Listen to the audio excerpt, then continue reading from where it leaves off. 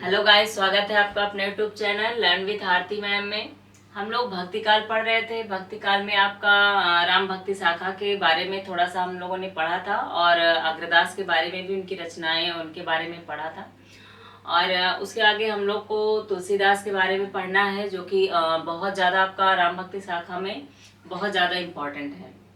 ठीक है, इनसे क्वेश्चन भी काफ़ी ज़्यादा पूछे जाते हैं। इनके जीवन परिचय से हो गया या फिर इनकी रचनाओं से लेकर हो गया, तो उसमें आपका इनसे क्वेश्चन पूछा जाता है। ठीक है, तो इनको अच्छे से पढ़ना है और इनकी रचनाओं के बारे में भी पढ़ना है कि इनके खंड कितने हैं रचनाओं में, या आपका इनके क्रम से भी पूछे जाते हैं। तो आपकी इनकी जितनी भी रचनाएं हैं उनको अच्छे से पढ़ना है और इनके बारे में भी आपको अच्छे से पढ़ना पड़ेगा। ठीक है, तो चलिए स्टार्ट करते हैं हम तुलसीदास के बारे में। सबसे पहले इनके जीवन परिचय के बारे में थोड़ा सा बात करते हैं। जन्म मृत्यु की बात करें तो इनका जो जन्म हुआ था वो 1532 से, ठीक है, 1532 में जन्म हुआ था और 1623 में इनकी मृत्यु हुई थी। ठीक है, जन्म आपका 1532 में और 1623 में इनकी मृत्यु हुई थी। और माता पिता की बात करें तो इनके आत्माराम दुबे और इनकी माता हुलसी बाई। ठीक है, इनकी माता हुलसी थी और पिता आत्माराम दुबे। और पत्नी की बात करें तो रत्नावली इनकी पत्नी थी। और इन्होंने जो शिक्षा प्राप्त किया, जो इनके दीक्षा गुरु थे वो नरहर्यानंद थे। ठीक है, इनके गुरु अगर पूछा जाता है तो नरहर्यानंद थे। और इनके जो शिक्षा गुरु यानी जो शिक्षा इन्होंने प्राप्त की वो आपका सनातन धर्म से था। ठीक है, तो 1600 जो है आपका 1532 में जन्म, 1623 में इनकी मृत्यु। आत्माराम दुबे पिता और हुलसी इनकी माता थी, रत्नावली इनकी पत्नी थी, नरहरन इनके गुरु थे। ये था इनके जीवन के बारे में थोड़ा सा, जो कि क्वेश्चन पूछ लिया जाता है आपका, तो ये इम्पोर्टेंट है। इतनी चीज़ें आपको थोड़ा सा रटना भी पड़ेगा।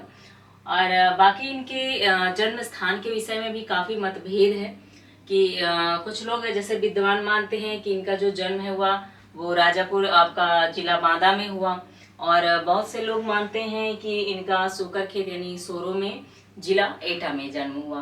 तो इस प्रकार इनका मतभेद है। तो अलग अलग लोगों ने इनका माना कि जो है, तो उनके बारे में भी एक बार देख लेते हैं किसने किसको कहाँ का माना है।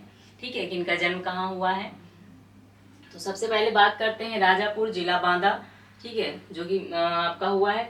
तो किसने किसने माना था, तो बेनी माधव आपके दास हो गए, महात्मा रघुवर दास ने माना था, और शिव सिंह सेंगर ने माना, और आपके राम गुलाम द्विवेदी हो गए और रामचंद्र शुक्ल हो गए। ठीक है, राम गुलाम द्विवेदी, रामचंद्र शुक्ल और आपके शिव सिंह सेंगर, महात्मा रघुवर दास, बेनी माधव दास, इन्होंने माना था कि मतलब इनका जो जन्म हुआ है वो आपके जिला बांदा राजापुर में जो गांव था वहां पर हुआ है।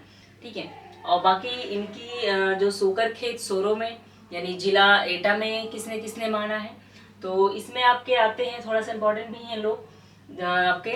तो लाला सीताराम हो गए, गौरी शंकर द्विवेदी, हजारी प्रसाद द्विवेदी, और राम नरेश त्रिपाठी, रामदत्त भारद्वाज और गणपत चंद्र गुप्त। ठीक है, हजारी प्रसाद द्विवेदी, राम नरेश त्रिपाठी, गणपत चंद्र गुप्त और आपके रामदत्त भारद्वाज हो गए, गौरी शंकर द्विवेदी। तो ये इनके नाम है, तो दो चार के नाम याद रखिएगा जरूर। ठीक है, कि किसने बादा माना है, किसने एटा में माना है। और तो ये इम्पोर्टेंट थे आपके। तो जो जो लेखक हैं ये आपका विद्वानों ने माना है, तो जरूरी था आपके लिए। बाकी सब आपको रटना नहीं है इसमें, सभी के नेम बस एक बार आपको देख लेना है कि क्वेश्चन अगर आप पूछा जाता है तो आपका गलत ना हो इसमें। ठीक है, आगे हम बात करते हैं तुलसीदास के बारे में। तो तुलसीदास के बारे में जो आपके रामचंद्र शुक्ल ने थे, उन्होंने इन्हें स्मार्त वैष्णव का माना था। ठीक है, स्मार्त वैष्णव मानते थे। और शुक्ल के अनुसार जो हिंदी काव्य की प्रवणता के युग का आरंभ जो माना जाता है वो आपका गोस्वामी तुलसीदास के द्वारा माना जाता है। ठीक है, हिंदी काव्य की प्रवणता के युग का आरंभ जो हुआ वो तुलसीदास के द्वारा हुआ माना जाता है। और ये थे इनके रामचंद्र शुक्ल के अनुसार। और कुछ विद्वानों ने आपका इनके कथन माने हैं। ठीक है, तो तुलसीदास के बारे में कहा है, सब अलग अलग विद्वान हैं आपके, नाभा दास हो गए, स्मिथ हो गए, ग्रेशन हो गए। तो ये क्वेश्चन आपका पूछ भी लिया जाता है। ठीक है, जैसे मानस का हंस किसने कहा आपका, तो अमृतलाल नागर ने किसके लिए कहा था, तो तुलसीदास के लिए कहा था। जहाँ से क्वेश्चन पूछे जाते हैं, इसलिए इनके कथन भी इम्पोर्टेंट है, तो उनके बारे में भी हम पढ़ लेते हैं। सबसे पहले नाभादास के बारे में बात करते हैं। तो नाभादास ने इन्हें कलिकाल का वाल्मीकि कहा था। ठीक है, कलिकाल का वाल्मीकि नाभादास ने कहा था।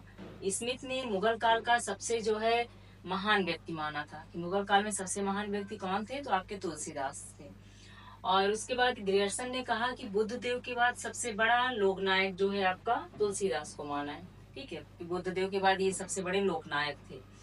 और उसके बाद हजारी प्रसाद द्विवेदी ने माना है कि भारतवर्ष का जो लोकनायक वही हो सकता है जिसमें अपार समन्वय करने का शक्ति हो। ठीक है, धैर्य लेकर आया हो यहाँ पर। तो तुलसीदास में काफी माना जाता है कि समन्वय करने का काफी ज्यादा था। तो इस वजह से आपके हजारी प्रसाद द्विवेदी ने कहा कि भारतवर्ष का लोकनायक वही हो सकता है, तुलसीदास के बारे में कहा था जिसमें समन्वय करने का अपार जो है धैर्य लेकर आया हो यहाँ पर। और रामविलास शर्मा ने तुलसीदास के बारे में कहा था कि एक जातीय कवि है। ठीक है, और अमृतलाल नागर ने मानस का हंस माना था इन्हें। तो ये कथन आपके बहुत ज्यादा इंपॉर्टेंट है, क्वेश्चन पूछे भी जाते हैं। ठीक है, तो रामविलास शर्मा का हो गया कथन, अमृतलाल नागर का हो गया, तो ये सब आपके लिए बहुत ज्यादा इंपॉर्टेंट है। और इनके जीवन परिचय भी, आपके जन्म कहाँ हुआ, किस सन में हुआ, या मृत्यु के बारे में भी पूछा जाता है। तो इनके बारे में क्वेश्चन काफी ज्यादा इंपॉर्टेंट है, और इनकी रचनाएं भी लेकर बहुत ज्यादा इंपॉर्टेंट है। तो इनकी रचनाएं जो है हम लोग नेक्स्ट वीडियो में पढ़ेंगे। आज के लिए इतना ही। Okay guys, thank you.